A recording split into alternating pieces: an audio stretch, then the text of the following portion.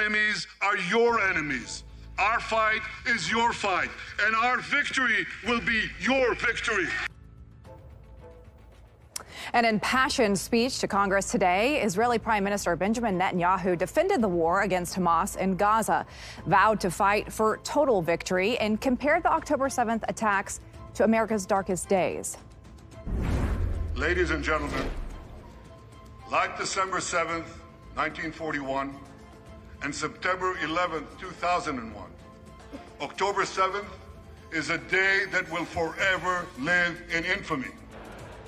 Netanyahu received many standing ovations from those members of Congress who attended his speech as he emphasized the importance of the U.S.-Israeli relationship. But outside the Capitol was another story as thousands of protesters swarmed the streets. We want justice, you say how? No violence! No violence!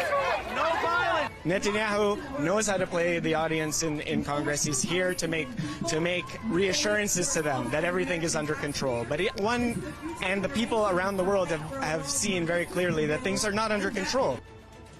Protesters remained mostly peaceful throughout the morning, but afternoon, things turned violent, and Capitol Police used pepper spray to get crowds under control. Netanyahu spoke of peace, but made it clear that the war will not end until Hamas is destroyed or they surrender, which upset some family members of hostages. You're coming here to the U.S., you're coming here to speak in Congress. Don't think we'll say, wow, Netanyahu is speaking in Congress. He's a very important man. Well, we don't care about it. We want him to sign a deal.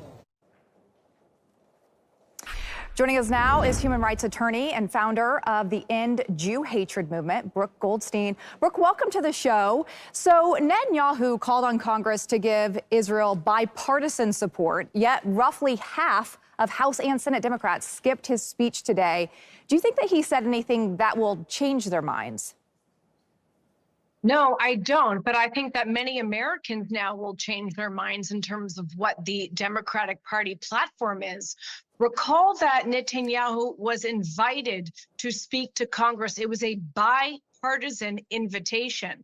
And issues of national security, such as the West's war against theologically motivated terrorism, is something that should be nonpartisan. And the only reason that this issue is becoming partisan is because the Democrats are now catering to a part of their party that is pro-Hamas. And that, to me, is extraordinarily concerning. I am less concerned with whether or not Israel will defeat Hamas. It will. I'm less concerned with the threats on Israel's northern and southern and eastern borders. And I'm more concerned about what's happening here in the United States.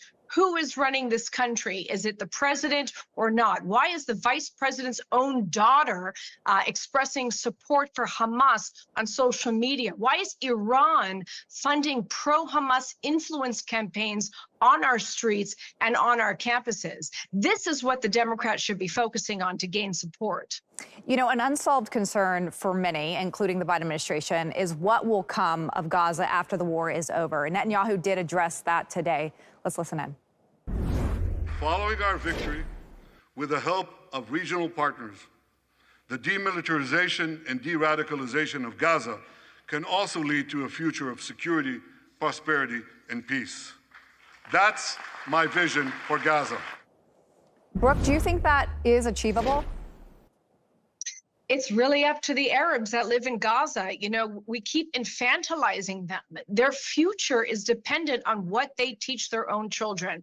Netanyahu's absolutely right when he says unless there's demilitarization and, most importantly, de-radicalization, there will not be peace in the Middle East. As long as 5, 6, 7-year-old innocent Muslim children living both in Gaza and, by the way, under Palestinian Authority rule are taught that it is their sole duty to engage in violent jihad, not just against Jews, but against Americans, against all non-Muslims, that is what the future will look like. If the children are being taught violence, the future will be violent.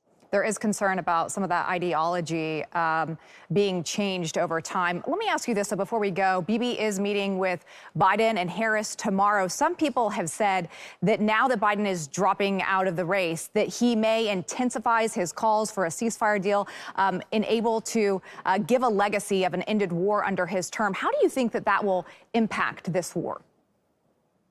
I think the only thing that will really impact the war is if the Western democracies unify together, and in their calls for peace and a ceasefire, they are directed at dismantling Hamas. There is no deal with a radical terrorist group that burns babies alive, that rapes and kills women, that murders whole families.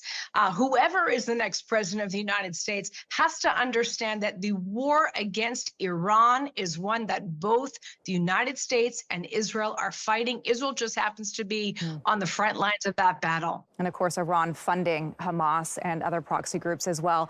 Brooke Goldstein, thank you.